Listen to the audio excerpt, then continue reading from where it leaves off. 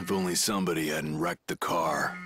God, unbelievable. Oh, I would hate to be that guy. Oh, come on, don't be that way. You know I didn't mean to do it. Of course not. Sabotage is far beyond you.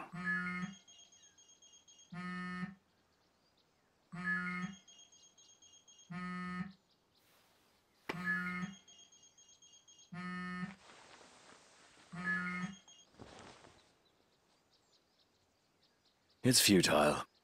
Rise and shine, princess. Tremors. Now you did it. Just call me Titan.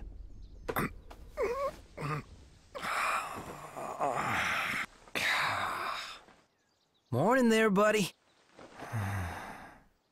Eyes open. And he's up.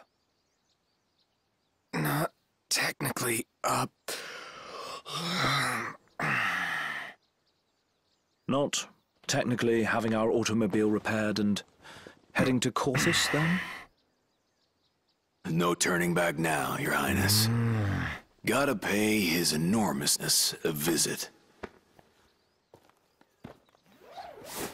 Yeah. Wonder what it's like outside. Wow! Couldn't ask for better weather. Ah, good day for walking. Aren't we lucky?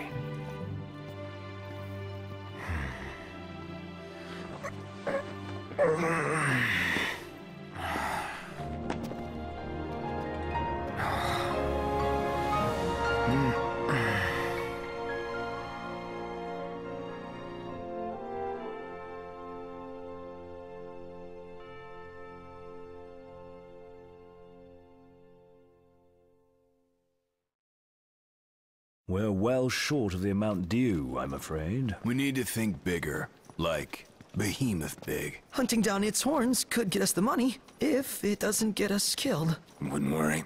We're as good as dead without the car anyway. Might already be a lost cause. Hey, if Cindy says she can fix it, that's good enough for me. And since she's gone to all the trouble of servicing it nearby, we need only concern ourselves with one thing and one thing alone. The money. Simple enough. We hawk whatever we hunt till we come up with the cash, then fetch the car. And on that note, hello everybody, welcome to my playthrough of Final Fantasy 15 episode Duscae. It is the demo that came packaged with the day one version of Final Fantasy Type 0 HD. Now before we get started, some of you may already seen I've uploaded this video already, and that this is sort of a re-upload.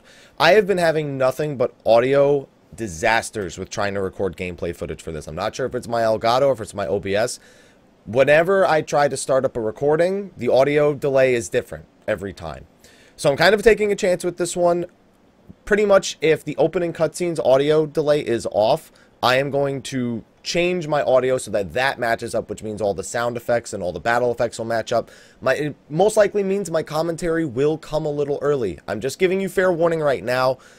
The bottom line is, though, I've played this demo quite a few times now. We're going to be going through all the basics. Here in this first video, we're going to be learning the combat, going over some of the most basic tutorials in the game. In the next video, we're going to be exploring the Duscaean region. The third video, we're going to be taking a look at dungeons. And the final video, we are going to be taking a look at the conclusion of episode Duscae. Or I should say the final video. Did I say demo or video? I don't even remember. I've been trying to get this audio working for like 2, maybe 3 hours now straight after seeing the complaints on the previous video. So, I haven't actually played it though. I really haven't made it much past this opening cutscene. But, yeah. Don't worry guys, I'm going to get this up on YouTube. I promised all my viewers I would get the Final Fantasy 15 footage up, that I would fix the audio. And that is exactly what I'm going to do. So basic controls are simple. Left stick to move, right stick for the camera. It's pretty standard nowadays in video games. R1 is your lock-on or your focus button. We'll be learning more about that, though, in the coming tutorial. So right off the bat here, we got this behemoth. Dread behemoth Deadeye, sighted in nearby woods. Enter at your own risk. 25,000 gil for kill or capture. Hold up a sec. And now we get to go through the combat tutorial. And by the way, some people seem to have some negative thoughts about the combat. You really need to play past this tutorial in order to understand exactly how the combat's going to work. But I actually quite enjoy the combat. So first up, we're going to be going over attacking and defending.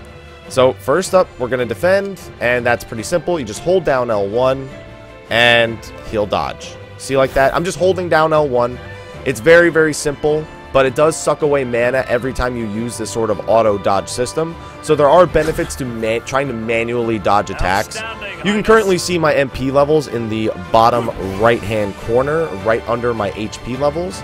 Still just holding down L1. Nothing crazy. You can also usually see those MP sparks whenever you dodge, but not always. Sometimes you can, sometimes you can't.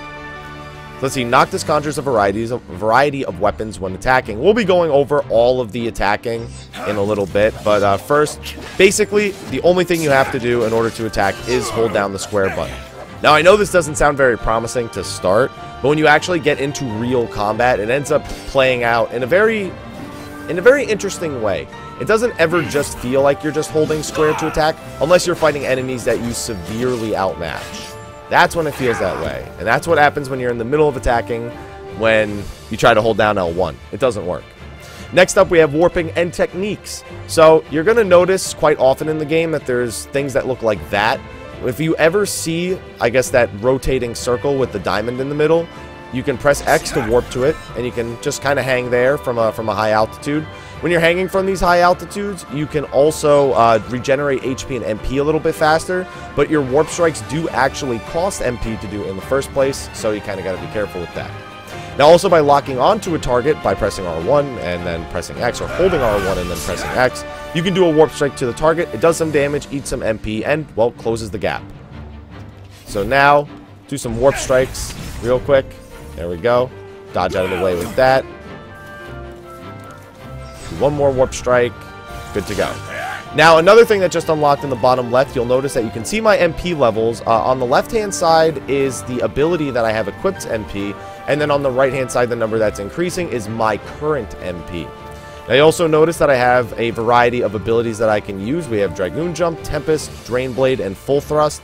We'll be talking about how these abilities are decided a little bit later, but in order to use the technique, you just press triangle, use the technique, toss the MP, and you're good to go. And of course, we just have a variety of abilities right here. This is Dragoon Jump. Actually, one of my favorite abilities that you can use. Let's see if I can use one more before. Nope. And then the last thing that can happen is if your MP reaches 0, which I'm going to try to do on purpose right now, you'll enter... oh, it didn't do it. It didn't enter stasis. Alright, so if you ever hit your MP at 0, you'll enter stasis, which you can see the little word on my screen. And stasis won't go away until you actually manage to regenerate your MP. In order to regenerate MP, you can actually go to nearby rocks or landscapes, and you can kind of hide behind them to increase your rate of MP regeneration. So, if you ever run out of MP, usually finding cover or hiding behind your allies is a good idea to get your MP back. So then, we just have some combinations. The Tempest attack, the Drain Blade attack, which is one of my favorites, but I don't have enough MP for it, so we're not going to use it. Stasis. So yeah, as you can see, Stasis, very dangerous. Especially because it costs MP to do your dodging if you don't try to dodge manually. So, it can be real dangerous to run out of MP and enter stasis. I'm going to hit him with a... Oh, and also, you're not invincible during techniques. I'm actually kind of glad that happened. As much as it made me look like I'm not good at this game, I kind of just wanted to sneak in a Drain Blade so you could see the final ability. So I'm going to let him do that. And then Drain Blade deals damage and heals me for some of the damage that I deal. Next up, I think we're going to be talking about parrying here. Is parrying? Yep, it is definitely parrying. So parrying is basically, you're going to, when there are some attacks that can't be auto-dodged, even if you hold down the L1 button, and for those attacks, you have parrying. So you'll see the 3 little arrows pointing on my screen. That designates the direction of where the parried attack is coming from. And in order to initiate a parry, you do initially have to hold down the L1 button. And then when it gives you it tells you to press square at the bottom. You just have to press square in order to initiate the parry, and then pressing square again will initiate a counterattack. So we'll do it, I think, 3 more times here. So you don't press square until it actually gives you the notification. And if you're not holding down L1 when the attack is coming, you won't do the parry to begin with. So yeah, it is a timing thing. Some enemies have really short windows for their parry attacks, and sometimes it'll feel like the window is even shorter, because when you parry is dependent on what frame the opponent's attack is in. If your opponent's at the very end of an attack frame and you try to parry it, you'll have less time to parry. If you catch it at the very beginning, like you're seeing me do there, you have a pretty generous amount of time in order to actually parry it. So now weapons. This is a big thing that I want to talk about. So I'm going to skip their little explanations and just do my own. So you can see you have 6 different weapons equipped here. You have the Armiger, you have the Crush, Ravage, Vanquish, Counter, and Descent. Basically what this is you're assigning a different weapon to a different kind of attack that you're going to do. We'll talk about the Armiger in a later video. That's something totally unrelated to these other 5. So for Crush, when you first attack an enemy, this is the weapon that will do your initial attack. So right now I have that set to Avenger. Let's change that to Partisan. So now, when I first initiate an attack against an opponent, I'm going to be using the Partisan weapon. After that, continuous attacks against that target that aren't counterattacks or aren't finishing blows or aren't from the air will be Ravage attacks, will be Blood Sword attacks. This means that basically when I'm holding down the square button and just going to town on an enemy, I will be using my Blood Sword as the item. Vanquish is your finishing move. If you really, for me at least, I want a strong weapon in this slot. Basically, when an enemy is at critical HP and your next strike will kill them, the Vanquish ability makes it so that that's what will happen. It'll change to that weapon and execute a lethal strike. So I personally like having a strong weapon in the Vanquish slot because it means that I can vanquish them at higher levels of HP. Now your counter is whenever you dodge an attack, and not parry an attack, like actually dodge an attack, you can counterattack with whatever weapon is equipped here. And Descend is your aerial attack. If you're ever in the air and doing a combo, you'll be using this weapon. So that's basically it. On top of that, each weapon has an ability attached to it. So as you can see, my Partisan unlocks the full thrust ability for me. Blood Sword unlocks Drain Blade. Avenger has no ability equipped. So just by having these weapons equipped gives you access to the abilities at any time. It's completely unrelated to whether it's Crush, Ravage, Vanquish, whatever. Also, each different weapon has a different effect. For example, my Partisan has high critical hit rate, or it says criticals 3, and has a decent amount of MP recovery on hit. Whenever I land a successful strike, it regenerates an MP. My Drain Blade, on the other hand, will regenerate a lot of MP for every strike that I land, and it also has decent regeneration otherwise. So, yeah, as you can see, each weapon is really where the customization comes. You, of course, do have your attack and defense statistics at the top. And the Armiger is something that we can't really talk about until we get to the dungeon video, because that's when the system will really be explained. So with that out of the way, we move them around. I kind of like this setup. It's a setup I've been using for previous playthroughs. I don't know if, yeah. Oh, so as you can see there, if you look in the bottom left corner, it tells you what action you're currently doing. So when you're just holding down L1, it says defending. When you're attacking, it'll say something different depending on which weapon you execute. So as you can see, I dodged, I used my counter weapon, so it said attacking counter. Now, when I open on him, it says attacking crush. And now I kind of want to show you what it, you know, Ravage, Crush, all of them. So I missed that parry there because I was in the middle of an attack. Unfortunately, it didn't work. And now we just have to do a quick little battle against Gladio. As you can see, we're just going to try to wreck him as hard as possible. So initial attack, he dodged that. This is holding down square. That's Ravage. Oh, didn't dodge that for some reason. I guess I was still in the middle of an attack animation. So now we dodge. We counter. Also, depending on how you dodge, like which way your character dodges, depends on the way that they'll counter attack. Let's see, what other attack can we use? Let's use Tempest. As soon as I... Oh, parry, never mind. And by the way, the parry is, you know, like I said, unrelated to the weapon you currently have equipped, although it looked like it was related there. It's literally just different enemies have different animations for their counterattacks, also depending on what allies are nearby. And also, if you ever have an ally who reaches 0 HP, you can walk over to them, rescue them, You owe me one. and it'll I owe you bring one. them back into battle. But we'll be talking more about that later on. I have to explain current HP versus maximum HP and a bunch of stuff like that. Also, at the end of every battle, you'll get kind of like a status of how well your battle went, a result screen, I should say. And it'll tell you how much EXP you got via killing enemies. It'll tell you how long the battle took. It'll tell you how much damage you took and how many times you parried. And based on that, it'll calculate an experience point bonus that will multiply to the initial amount of experience that you gained.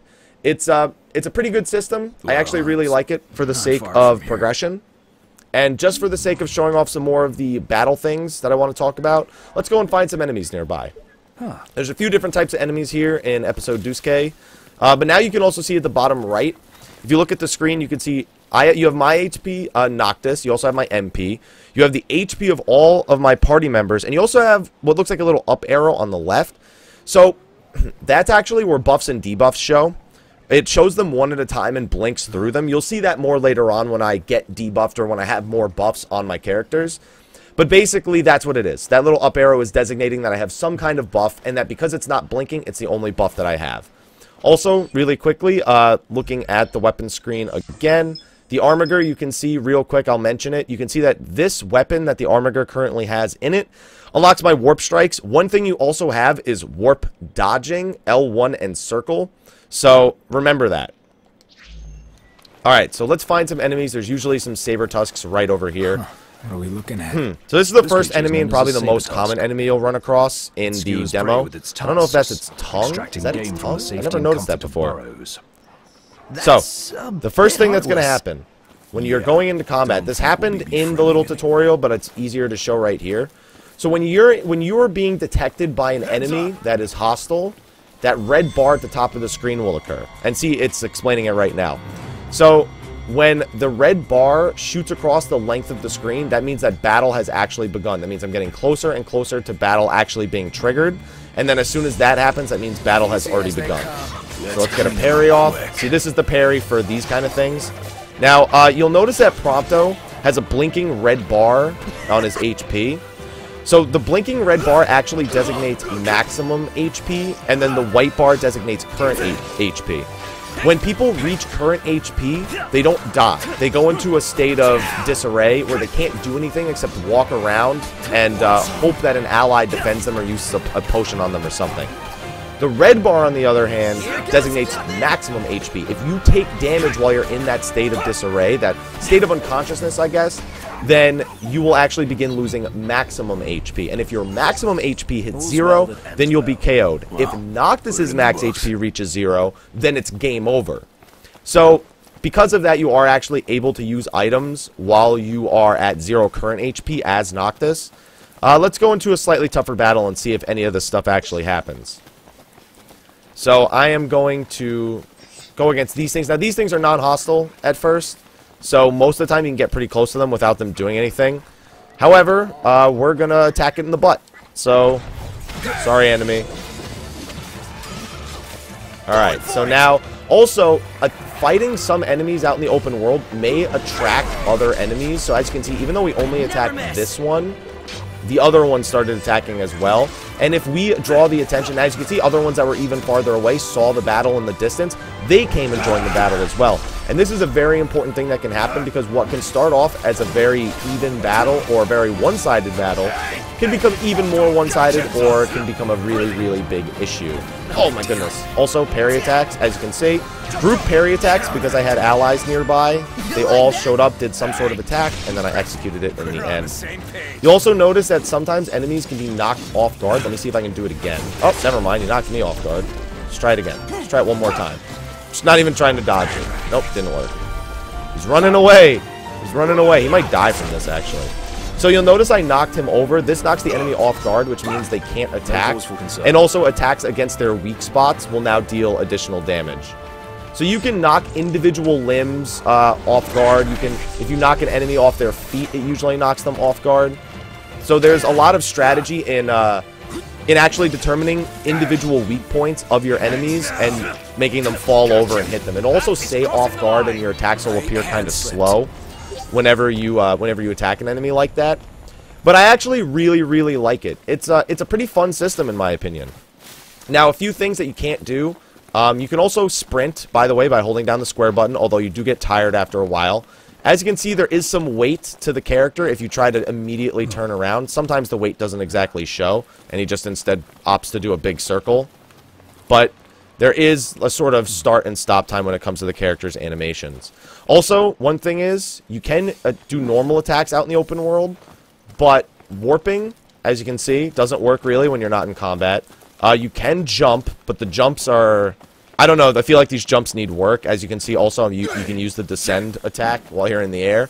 It's not very intuitive right now. And you can't use your special abilities. Maybe that'll change later. Maybe it depends on where you are in the world. But when I'm out in the open world, that's just what I'm noticing, really. Let me see if those enemies respawned. Maybe I can attack one more group of enemies so we can see the combat system. You know what? We'll actually be seeing plenty of the combat system in the coming videos. Thank you for watching this first video explaining the basics of the combat system. We still have a lot more to talk about. And there's a lot of things that aren't yet in the demo, like magic, like the ability to change your group's gear, change their gambit system so that they are able to execute different attacks. And we will see some unique attacks coming out of the other 3 party members. But thank you so much for watching this first video. If the audio delay is off, I'm so sorry. If my commentary ends up having to come soon, you'll know it's because I was trying to fix the audio delay of the actual cutscene. But anyway, thank you for watching this first video. I'll see you guys in part 2, and until then, take care.